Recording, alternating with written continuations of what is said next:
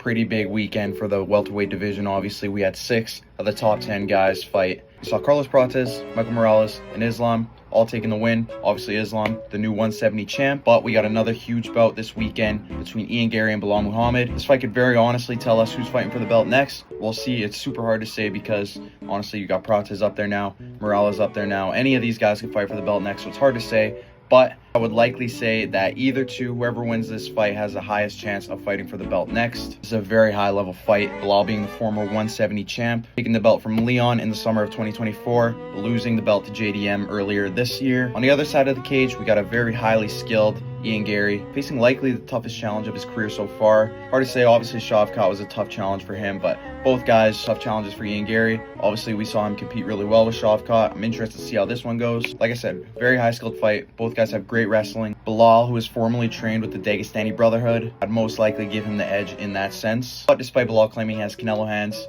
I'd give the striking edge to Ian Garry. We've seen him display his striking a little bit more than Belal in my opinion, and he's the only guy to not get knocked out by Carlos Prates in the UFC so far. There's definitely ways for both these guys to win this fight, but I think I'm leaning more towards Ian Garry. While Belal does have the wrestling advantage, I think Ian Garry will be able to hold his own. Usually game plans pretty well, and like I said, he's not a bad wrestler at all. He's got great ground game himself. That being said, despite Belal having the edge in that sense, I think Ian Garry will hold his own. But I think in the striking department, this is where Ian Garry will take the win. As I mentioned, we've seen him display it a bit more. And I think his length will play a factor. He's a few inches taller, he's got a longer reach. So I think that'll play a role in him winning the fight. Could see Belal winning by decision, kind of holding Ian against the fence, holding him on the ground. I don't know if that'll happen, but I could see it happening. I'm definitely leaning more towards Ian Garry.